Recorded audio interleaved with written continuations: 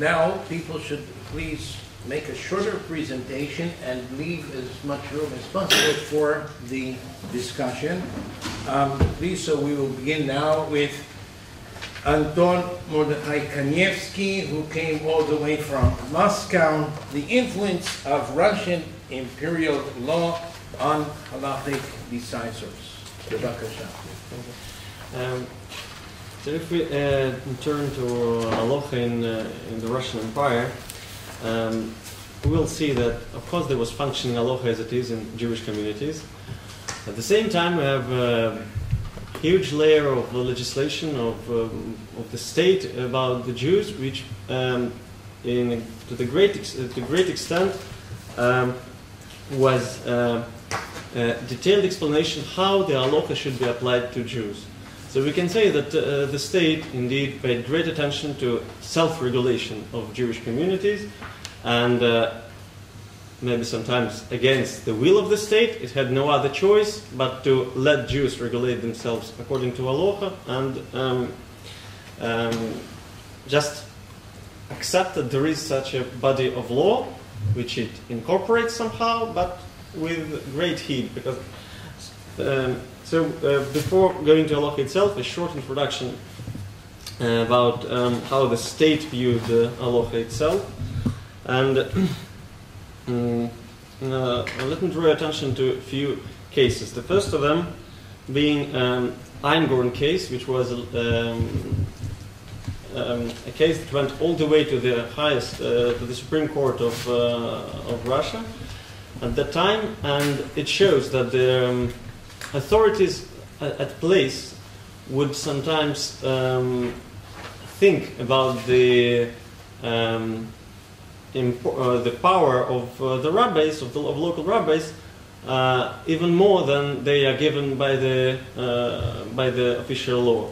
So a couple was separated by a Beit Din, which in advance took from the spouses promise that they would let the Beit Din adjudicate not only in Gittin but also in marital assets.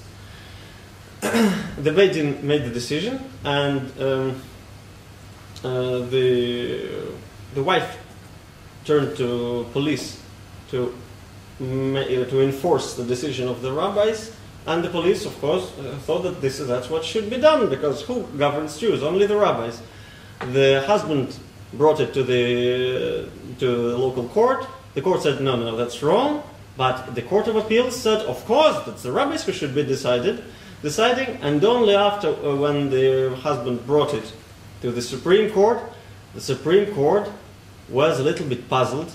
It could not let itself decide straight away, so it asked the Ministry of the Interior to inform the Supreme Court, which was called the Senate, what is the position of the Beit Din in our country. So the Ministry of the Interior addressed the question to the rabbi of Petersburg, and the rabbi had no other choice but to bring a long memo, which stated that, of course, the rabbis are given only the power that the state gives them, meaning they are dealing with marriage, divorce issues, and have no right to interfere with monetary matters, except if the authority is accepted as a regular arbitration court. Another example is in the situation which we find in those times in Poland. It's very particular. If in Russia, indeed, the rabbis were governing were deciding the Kedushin and Gittin issues, in Poland, the local authorities were given the power. The courts had to carry out all divorce proceedings, and the rabbis were only at the position of experts, whose decision was not obligatory. Also, this was not clear till this came up to the Senate, and the Senate explained that the government didn't want in Poland to entrust non-Christian clergy with an executive or judicial power, and dismissed it from adjudicating divorce cases. So the court had to establish the conformity or non-conformity of the grounds for divorce designated by the parties to Jewish religious laws. For this purpose, a part of Even HaEzer was translated to Polish for the use of the authorities. Now, the non-Jewish had no divorce because it was Catholic. Yeah, obviously. And they had to, and the courts had to deal with Jewish laws.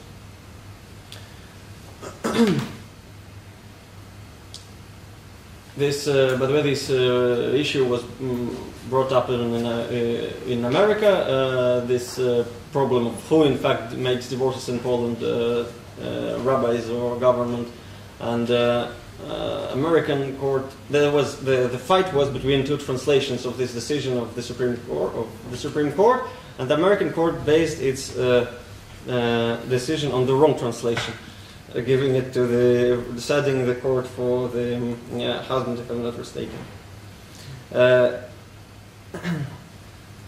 Now, a very special body was created in Russian Empire, though maybe not so unique, but for every particular government it is a big decision to make such a step. Rabbinic Commission, which was under the supervision of Ministry of the Interior, and it had to help the ministry to solve all matters that are difficult to understand for them. And I don't think that the practice of this of the Rabbinic Commission should be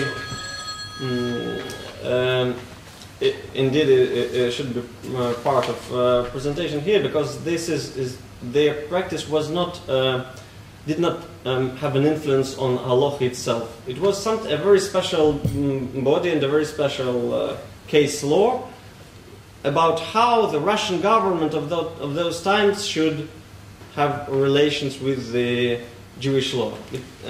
For Halachic Decisors, who maybe sometimes even participated in the decision, in their commission, they would not, I don't think they would consider it of some importance from a Halachic point of view. However, its influence of the commission was strong enough to, for example, persuade the Ministry of the Interior that some steps should be taken in order to facilitate Chalitza ritual problems. So the ministry agreed and permitted the widows to file claims in courts to protect their rights, and approved the ministry in its letter to the courts approved of the measures that the commission offered. Such measures should be taken, however, the ministry underlined, only following a decision of the respective judicial body, which the widow can address. But the measures were quite strong. Like in some situations, rabbis would only dream of such situation. It was to preclude the brothers-in-law to enter into marriage until Chalitza rite is performed, to deprive them of the right to inherit from the estate of the deceased brother until Chalitza is performed, and to oblige them to provide for the widow of the deceased brother until the Chalitza. The fact that the state itself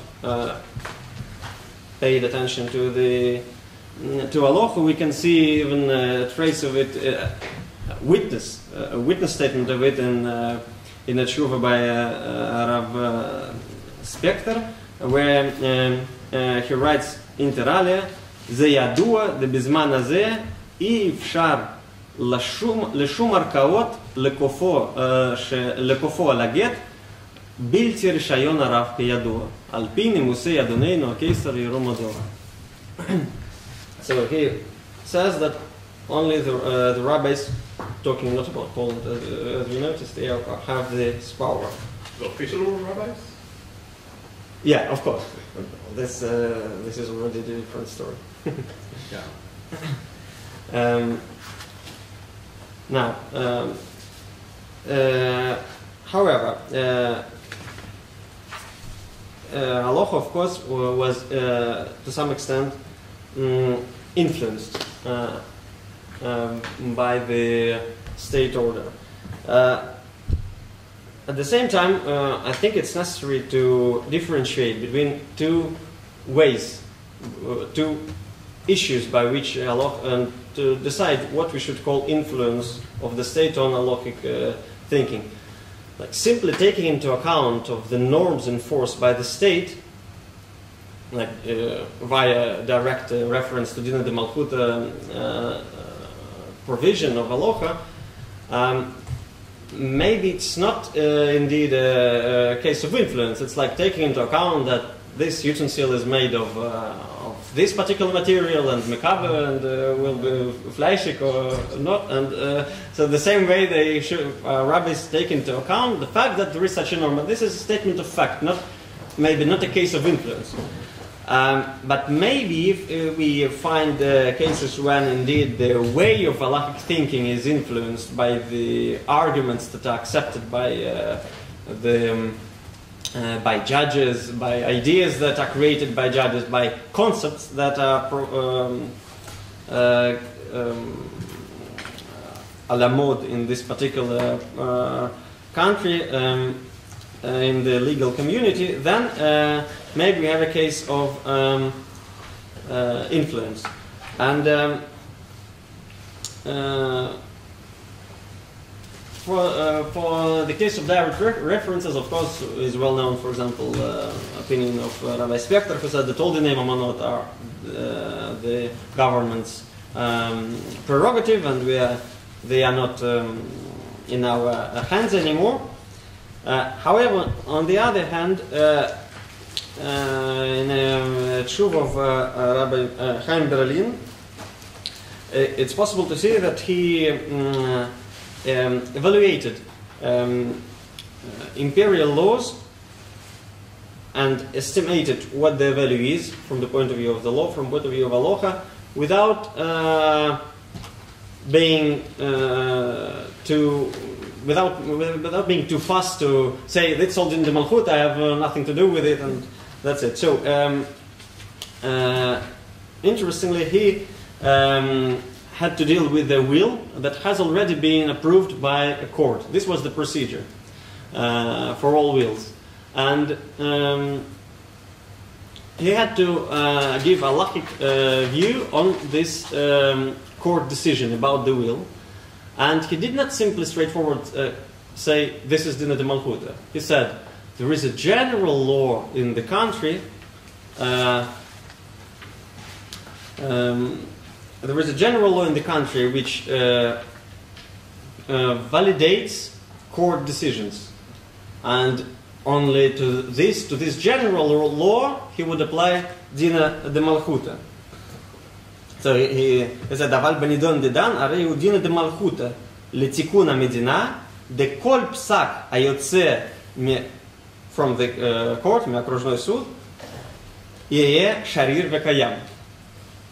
So the Din de Malchut is only is a general law, and then it applies by reference to the particular court decision. If we compare this to other Halachic Decisors who also sometimes have a straightforward mention court decision on the analogous issue, they would give sometimes straightforward mention of Din de Malchuta without entering in these details, that there is a general law which what it is. So what caused Rabbi Berlin to pay special attention to the norm? Maybe we see here like a trace of general view on legal system that has already been elaborated in the 19th century, that there is like general big section of positive law, and the law is what it is. And this helped him, and I don't know, helped or didn't help, but by virtue of this logic that already existed at those times, he did not enter into very into detailed thinking about that we find in the medieval Piskei in medieval Tshuvas about how the courts, local courts, have no connection with our halacha, because din de malchut is one thing and court decisions are just rubbish because they don't listen to one another and so on. We have many very authoritative decisions like this, and Rabbi Berlin here looks at he says in the whole country it's a unified system of law and we have to heed court decisions. Maybe there is a smell of that. On the other hand, it may be that there is this is a case of purely Talmudic analysis of the situation and the special concept of din de malchut. This is should be left as a question. And finally, since we are talking not only about halacha itself but also about philosophy,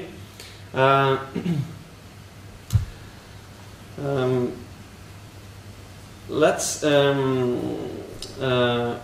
have a short look at modern Hasidic understanding of this situation, of the influence of local laws on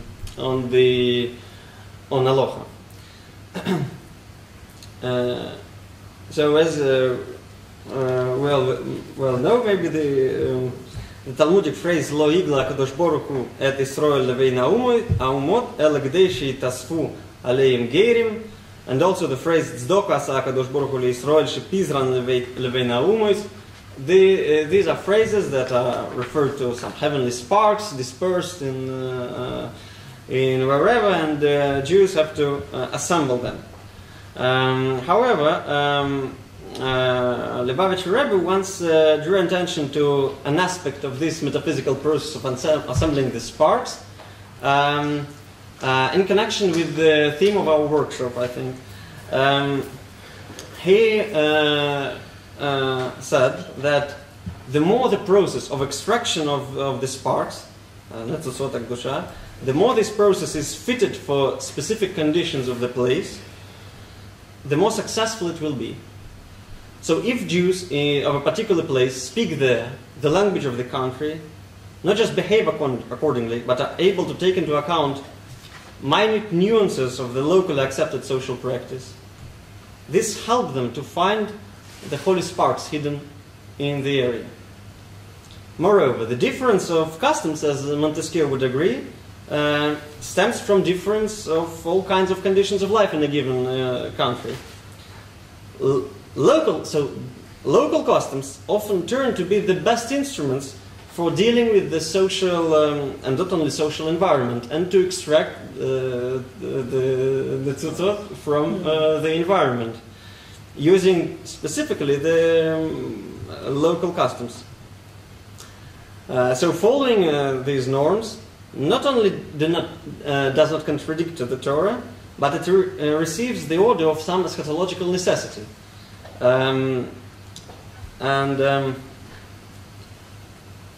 The local norms then can be absorbed not only in the name Amanot.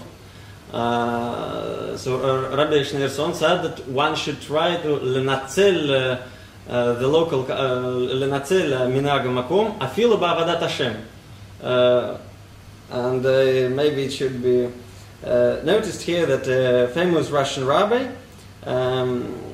who was in a labor camp in Soviet Union and then started to teach the Balei Tshuva later, he often told his students that since to steal is the style of our life here in Soviet Union, then everyone should steal at his workplace time for learning Torah.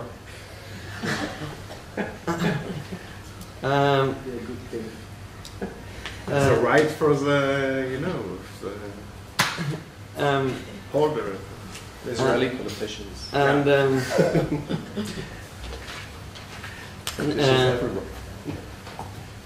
now,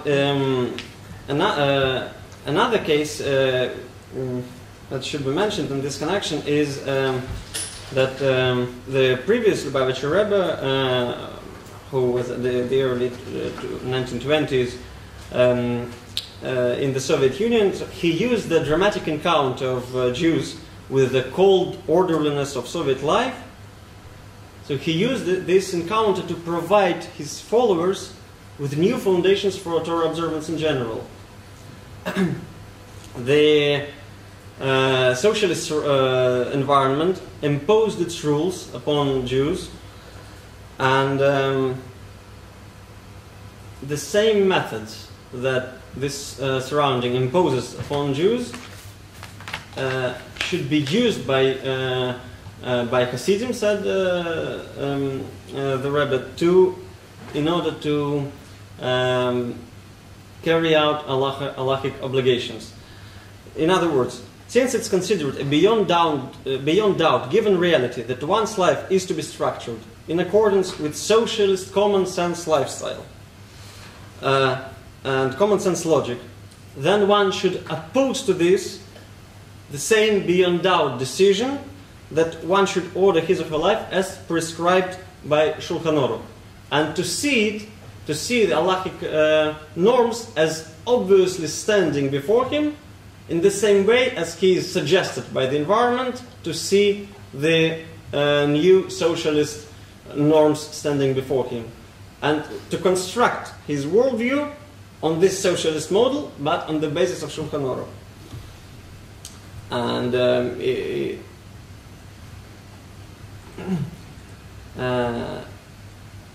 I don't think the purpose of the Rebbe in his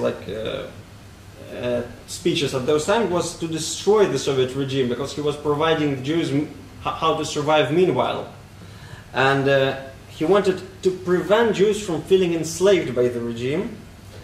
And we see that he viewed the new order as competitor with Aloha, playing really on the same ground, on the same layer of normative ordering.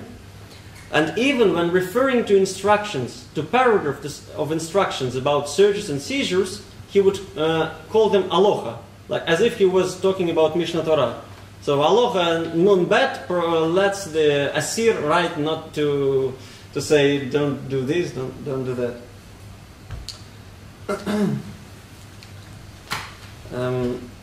And to conclude how it all went from the Russian Empire through Soviet Union, like when the Russian Imperial government wanted to introduce education reforms, and the rabbis were discussing how they should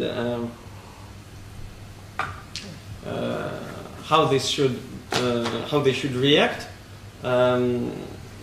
The Vice Rebbe of those times,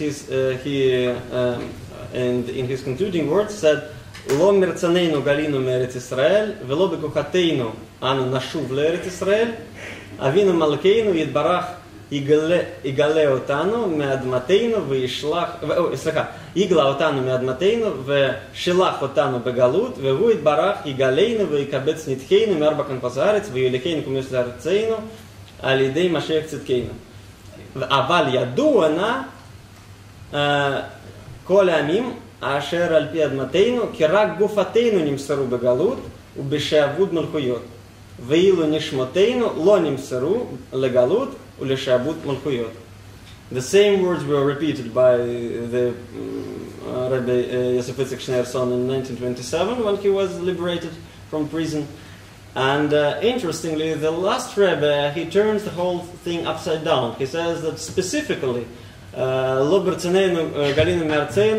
to collect this nitazot akdusha that we have to do, and this is our work, and lo mertzaneinu, when it's finished, the Jews will be returned. And he said that the main Chabad phrase שהקדוש ברוך הוא רצה שיהיה לו זרע, כמו שיש לו זרע בעליונים, שיהיה לו זרע בתחתונים, בעולמות התחתונים. When Jews take into account local norms in every particular place, then this creates in every particular country a abode for the Almighty, and indeed we see tachtonim in plural sense. In every country it's a specific abode. Thank you. Okay.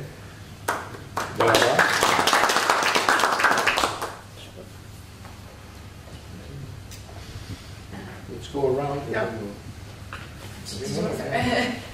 Thanks for the presentation. I had a question about the issue of Chalitza, because in the paper I got a different impression from what you were saying here, which was that it was the Ministry of the Interior who sought a new decision from the Rabbinic Commission as far as the Chalitza issue is concerned. But what you were saying in the presentation is that it's actually the rabbis who turned to the Ministry of Interior to see how they could not change the procedure, but make it easier for women to, leave their state of Agunah. So my question is, how much did rabbis, especially I guess state rabbis, turn to officials to solve issues that were internal to the Jewish community? Because from the examples that you gave us, it seems like there were individuals will try to use the state to circumvent Jewish law.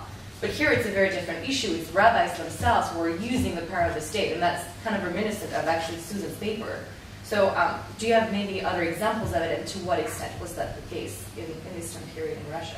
Yeah, as for Chalitza, in fact it was a simultaneous process. The Ministry of Interior would summon Rabbinic Commission when it's necessary for it, and would ask the questions which it wanted to ask. For example, to abrogate Chalitza.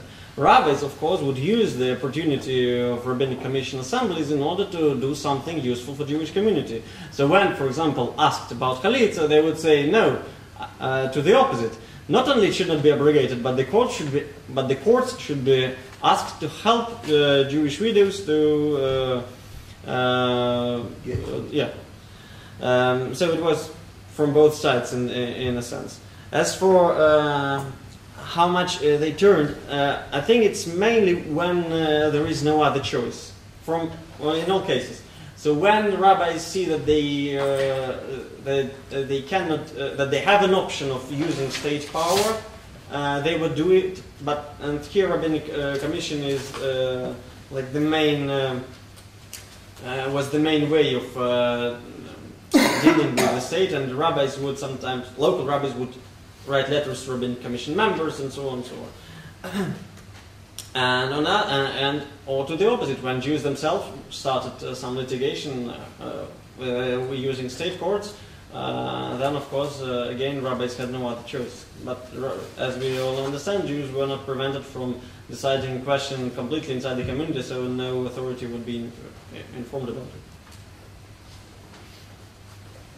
Thank you very much, Mordechai. I have three comments. One comment is just a small point where you mentioned about the Kingdom of Poland, where the Russian Empire was using the Kingdom of Poland to try out new procedures.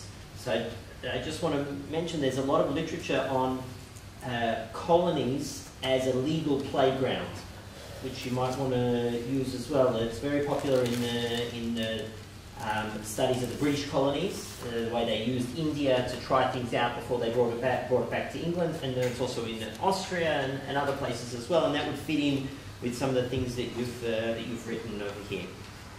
Second, I was fascinated by the last part of your paper, when you talk about extracting heavenly sparks and connecting Dina de Malchus Dina as a cosmological and theological approach rather than just a practical legal approach.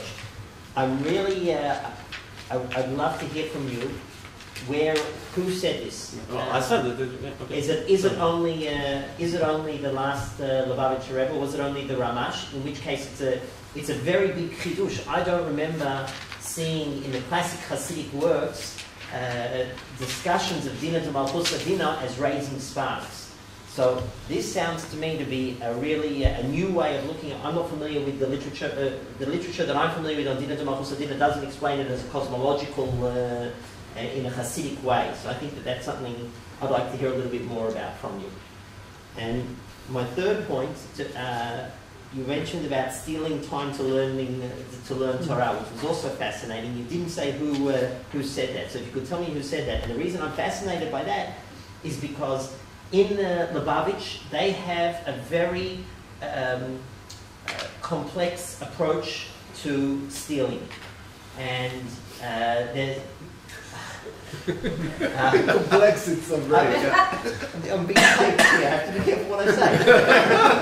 They have a complex approach to stealing. There's a concept in You Lubavitch... need some documents from the library, so... There's a concept in Lubavitch of a Hasidic neighbor, right? A Hasidic neighbor, which is when you don't, where the Rashab got upset with the previous Lubavitcher Rebbe because the previous Lubavitcher Rebbe didn't take a look furtively at his documents, and the Rayat said, "What do you mean? You told me not to do it."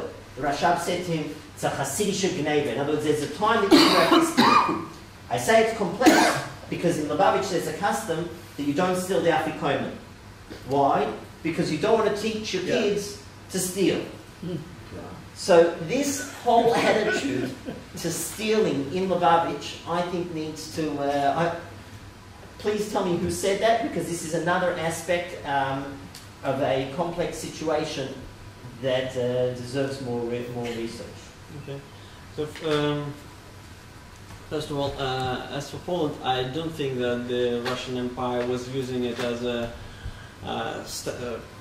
for a laboratory. Maybe it's a special case of Poland where there was very dense Jewish population for long ago, and it has, and it also had a very special way of governance. I don't think it ever considered spreading it on the rest of the empire. As for these ideas, it's indeed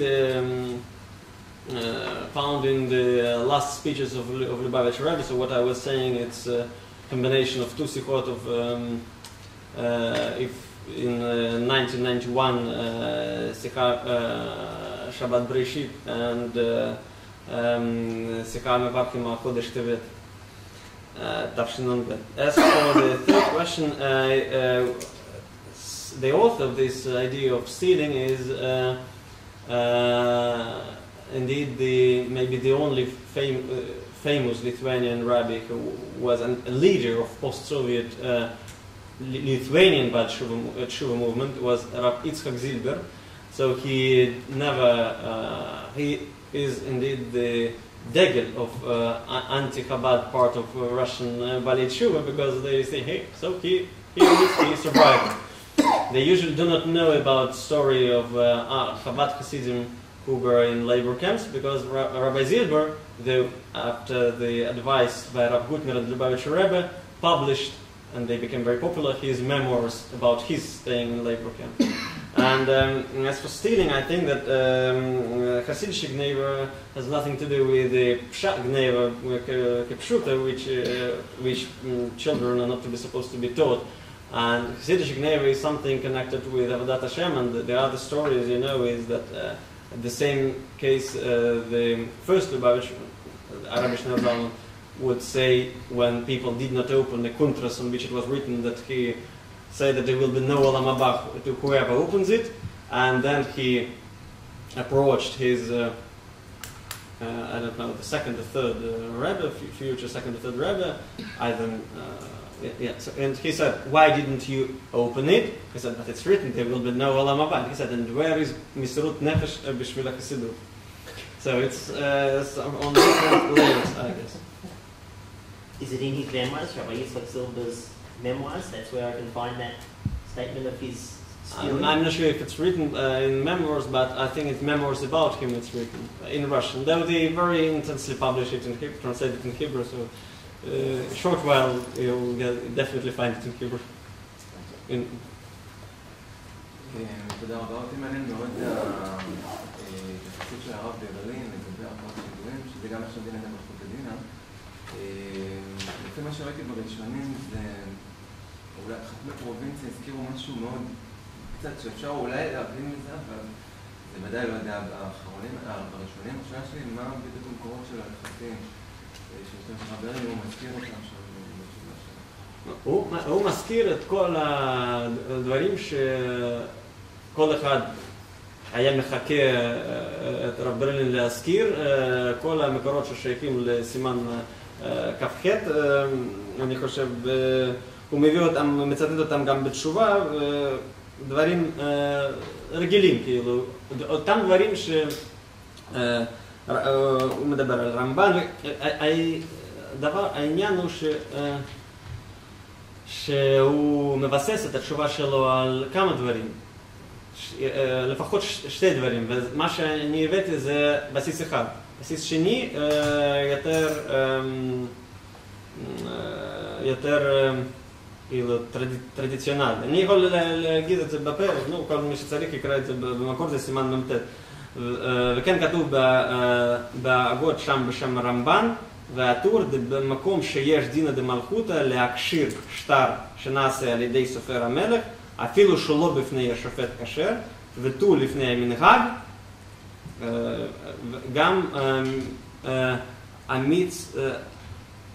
גם מצווה חותם בעצמו, והגויים ההם עדים המקיימים חתימתו, ואם כן, הרי גמר בדעתו להתחייב כסימן ממרי, also another סימן. השאלה, צריכים למצוא הבחנה בין שטרות שהן בהרכאות של הגויים לבין לדון באותן שטרות שלדון בסכסוך זה נושא אחר לגמרי. ונשמע שהרב ברלין, לפי מה שהבאת, הוא גם אומר שזה דין לדון בהרכאות, לא רק השטרות. כן, זה בטח, הוא משתמש בדין דמלכותא בשביל ערכאות, כן, הוא מקשר אותם, זה כמו שהבאתי, זה הוא מקשר דרך דין דמלכותא. כן, ורמו מדבר על מנהג, והוא לא מדבר על דין מלכותא לגמרי, שם. בסדר.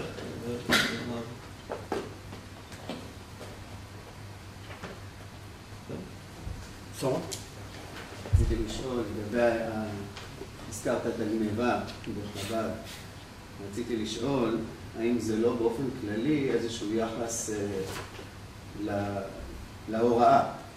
אני שואל, בחסידות חב"ד, כי יש איזה סיפור שסיפרו לי, אני לא זוכר בדיוק את המינוח, אבל זה סוג של נדמה לי משהו הריבה לכתחילה, זאת אומרת, כשהשער נעול נטפס מעליו.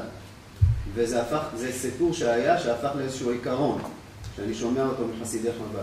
זאת אומרת, אם יש לי מטרה ראויה, ויש לי חוק או שער נעול, אז ההתייחסות אל זה כמו אל כל מניעה בקיום מצווה של האל, ואם השער נעול, אז אני אכנס מהחלון ומוסיפים לזה, וזה לכתחילה. מה אתה אומר על העניין הזה? לא, אני חושב שאין כאן משהו, אם חב"ד מדגיש את זה באופן שזה חייב להיות עבודת השם, אז הוא רק כמו בדברים אחרים, לפי אני לדעתי, כאן מה שחב"ד עושה זה רק מה שאחרים חושבים שככה חייב להיות, אבל הם לא עושים מזה דבר חדש מעצמו. כמו שאתה רואה שכאן רב יצחק זילבר עשה באמת מה שחב"ד היה תמיד עושה, ואפילו בחב"ד עצמו חשבו שהוא המשל איך חסיד חייב להתנהג. גם מה שאתה אומר, חזון איש שלא היה חב"דניק, כנראה כשאשתו הייתה סוגרת את הדלת בגלל שהוא היה חלש, אז תלמידים היו נכנסים דרך החלון. Okay, but if the closed gate is the state law, what then? אבל למה לפי ההלכה לכבד אישה של תלמיד חכם זה מצווה כל כך פחות חשובה מדין דמלכותא? לא יודע.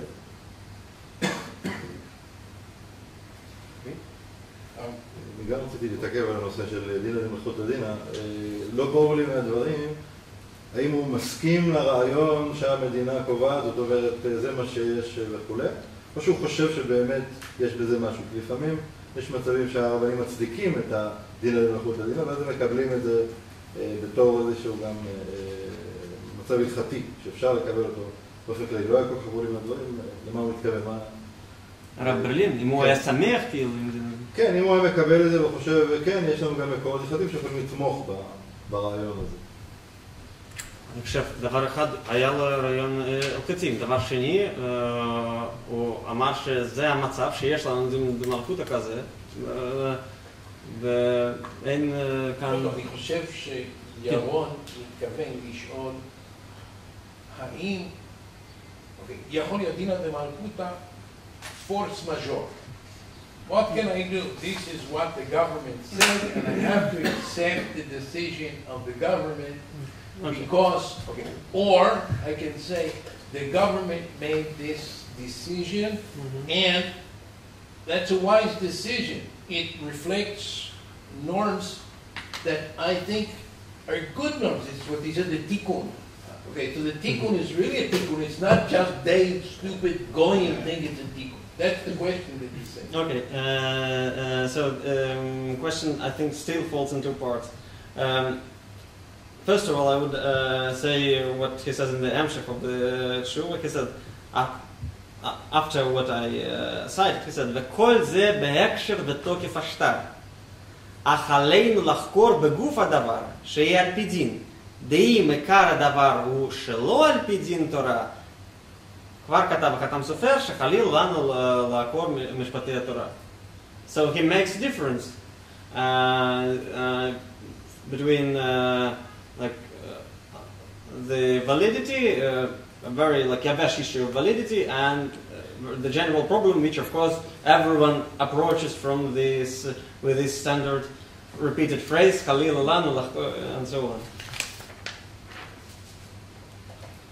And the other question is, of course, whether he was what he thinks about Tikkun Medina in general. And this was my suggestion that maybe we have here, a case of an Orthodox rabbi who is thoughtful about and caring about such general issues that are a little bit exceed the issues of the community. It may well be, and though we cannot, I do not have additional proofs except the suggestion. Yeah.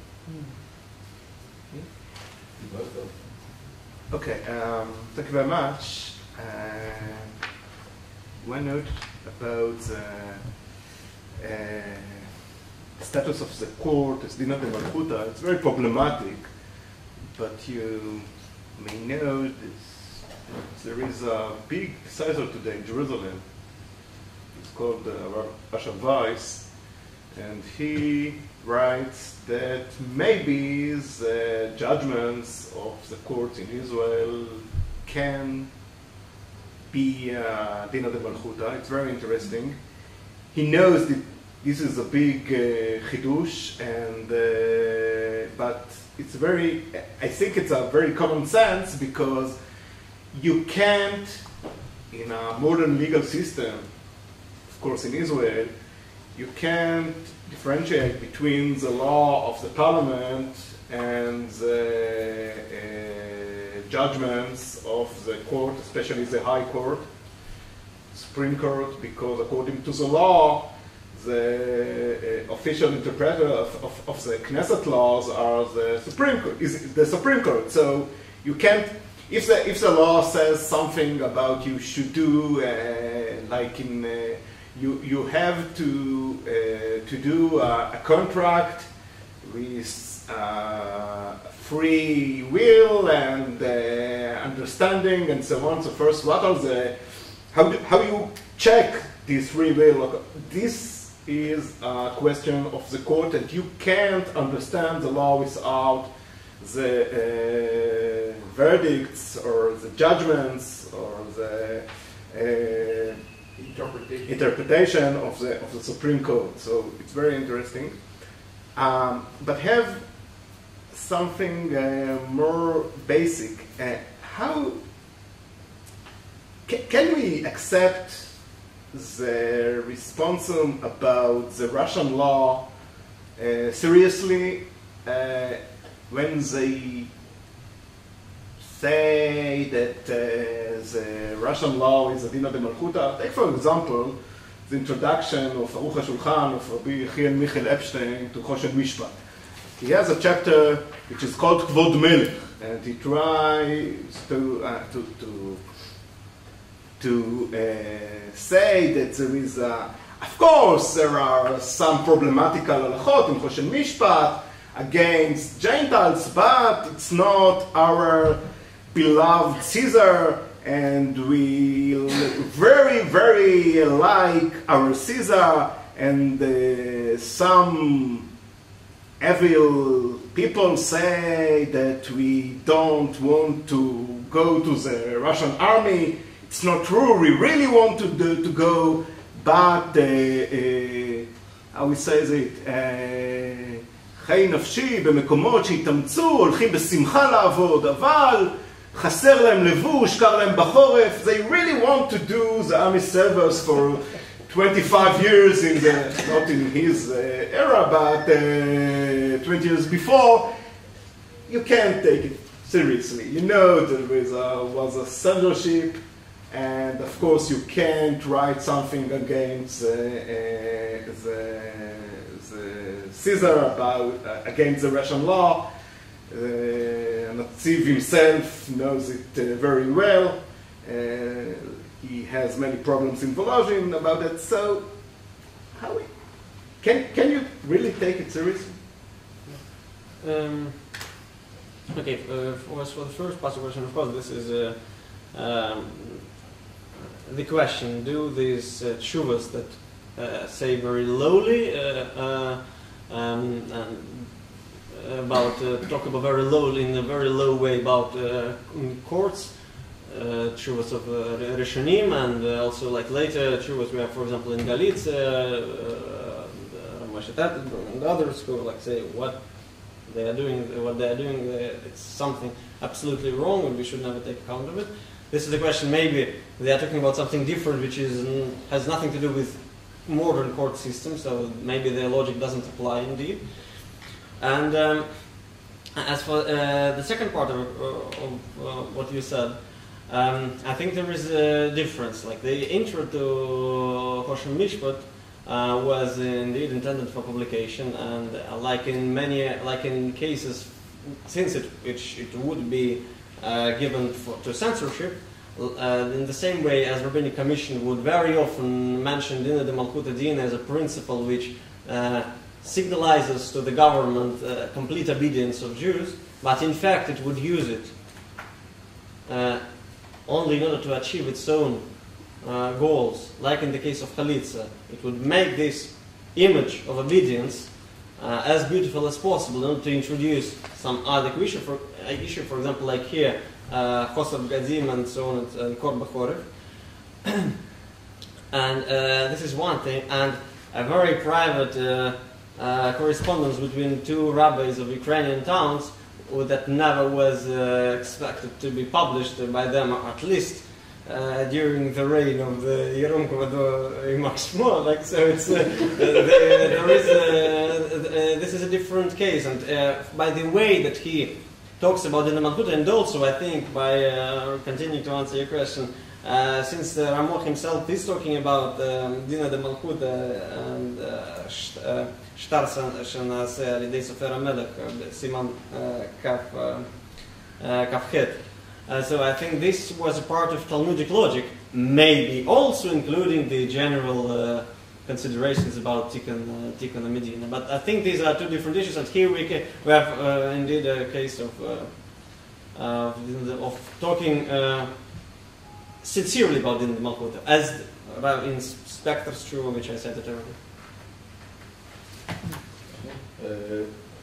First, I apologize for being late. Two questions, and if you touched upon it before, I can apologize.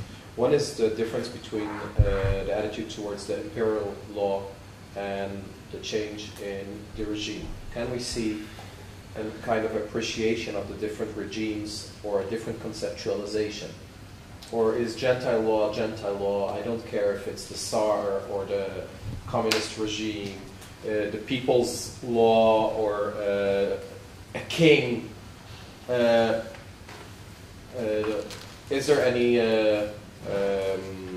reaction to the major change in the political arrangements and how it's conceptualized into Jewish legal terms? That's my first question. The second question has to do with, yes, this Hasidic concept of Halaat Nitzotzot, and I really don't know anything about this, but conceptually, I would ask,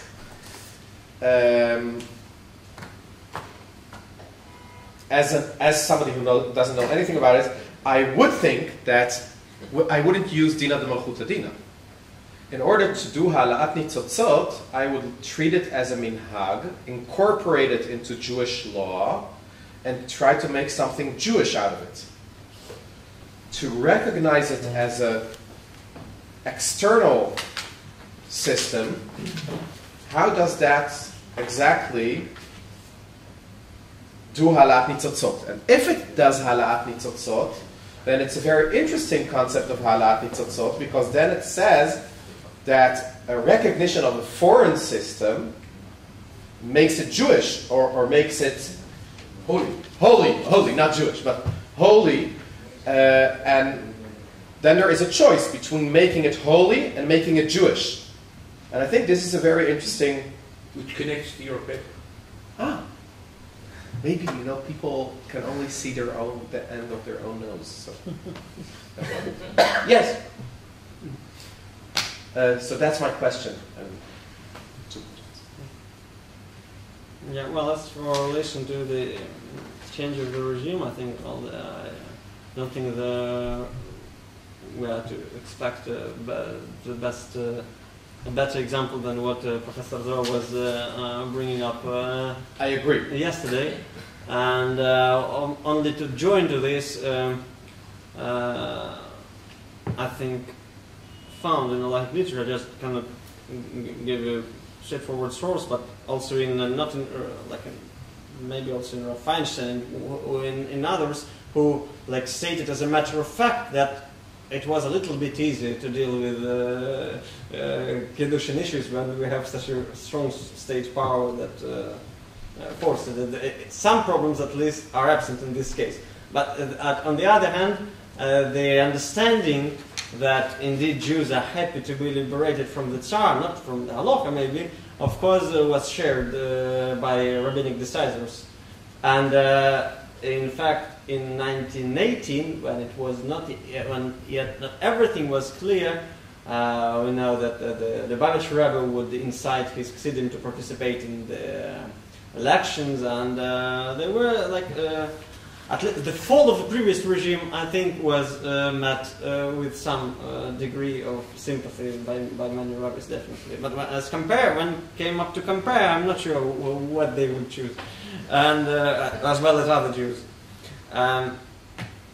As for Birur Nitzotzot,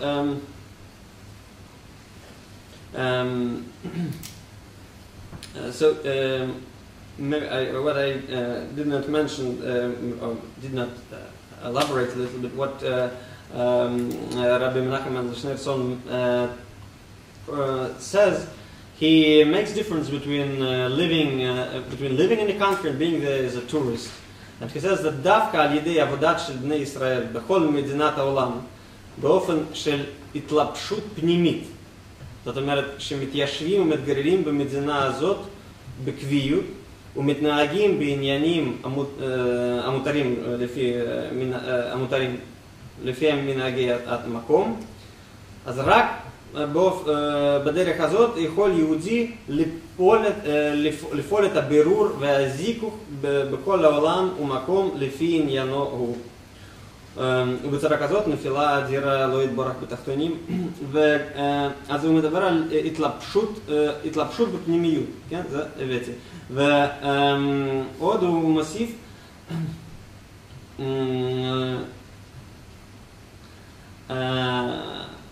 שזה שהוא צריך לנצל את מנהגי המקום בעבודת השם שלו, שהרי על ידי כך מביא הדבר תוספת הצלחה גם בעבודת בהתאם מנהגי מקום, עד שזה גופה שההלכה היא, עכשיו זה התשובה לשאלה שלך, עד שזה גופה שההלכה היא שצריך לנהוג כמנהגי המקום, פועל שמנהג המקום נהפך להנהוגה שעל פי תורה. אז עוד פעם... מדהים, הוא לוקח את פסחים פרק ד'. כן, זה בדיוק השפה. הוא לוקח את פסחים פרק ד', הוא אומר, מנהג המקום הופך להיות מנהג המדינות השונות, וזה מה שמעשיר את ה... כן, אוקיי, נכון. עולם ההלכתי. Yes. I have a follow-up. Oh, sorry. No, okay, we'll go around. I just wanted to... I wanted to say, continuing what Amos said, okay, and when you read this, I had an insight about this statement. Okay, where was the Rabbi of Chabad living at that time? He had been living for about 45 years in the United States.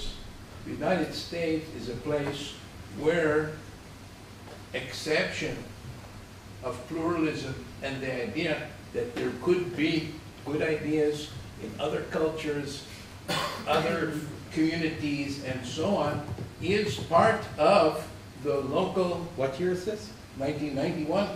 That is part of the time that he also promotes the Noahide laws as international law. This is his globalization phase. But what I'm trying to say is, first of all, a statement about the context, the cultural context of Rabbi Menachem and Schneelson, the Rebbe of Chabad, that we don't know. Or let's say the sixth Rebbe of Chabad, is he living in communist Russia? Or somebody is living in the Tsar regime, which is perceived as a place of wickedness and negative evil.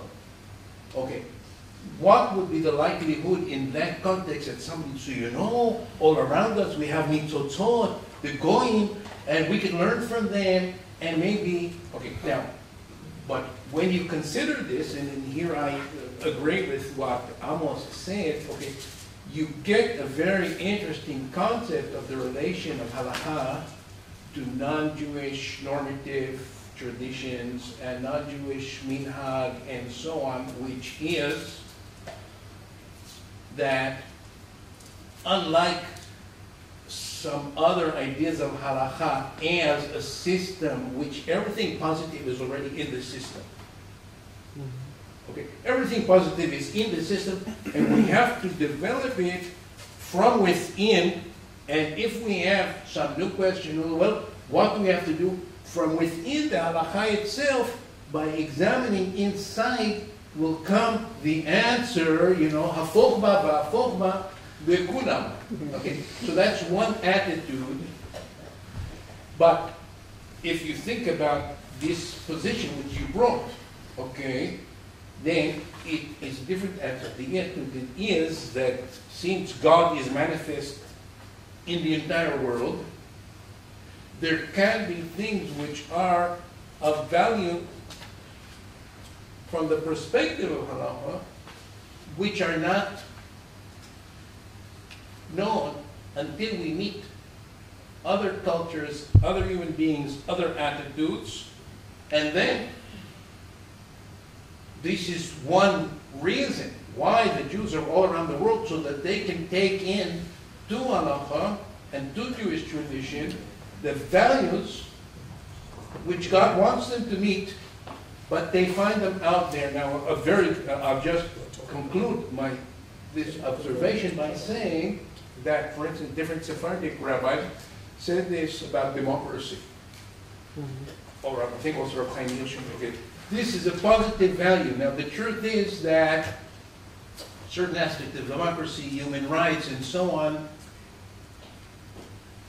b'diavad, you could say, oh yes, it exists here, it exists there, but the people that first thought about this in public and explicitly are not Jews.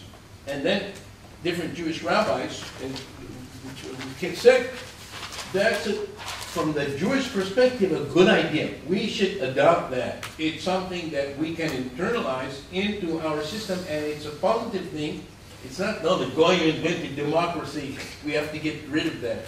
Okay, so in that sense, this is an open framework of halacha, and in that sense, if you look at the history of halacha, in many cases this actually happened. Yes, please. To continue the discussion, I agree with what was said, but I think if I understood what Mordechai was saying, it's actually a step further. It's not just looking at democracy and saying, this is a positive value that we should adopt. This is looking at democracy or whatever it is and saying there is godliness in that, right? So which is even a bigger It's not, step. we should accept, we should live there. That's what it says. No.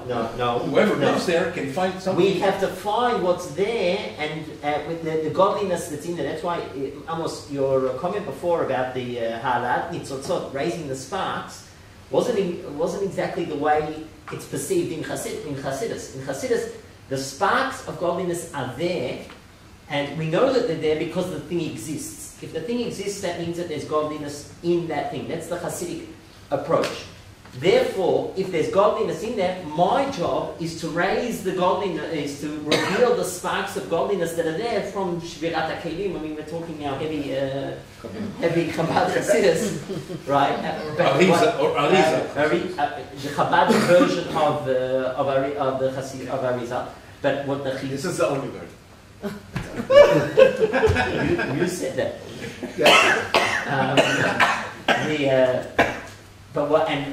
What's I think the biggest chidush here is that taking it to a legal to a legal plane, and this is really something new. I think this is also connected to I pointed to you before, David, because David's done some work on the Lubavitcher Rebbe's approach to halacha, and this is some really fertile material that I think breaks new ground in how we relate to democracy, how we relate. This isn't someone saying, nice idea, we should also adopt it. This is saying that there's godliness over there.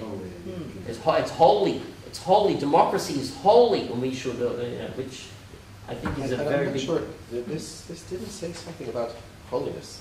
This is part of his of democracy. This is part of his concept of spreading Jews all over the world, also in non-democratic countries, and having presence everywhere. Yeah, I'm and sorry. I think democracy. I just said because of okay, okay. No, it has nothing to do with democracy. It's bigger than it. If they're all the legal regimes, as long as it doesn't force you to sin according to halacha, you should go according to the local minhagim and do your Jewish life in the local minhagim, wherever you live. That's how I hear it.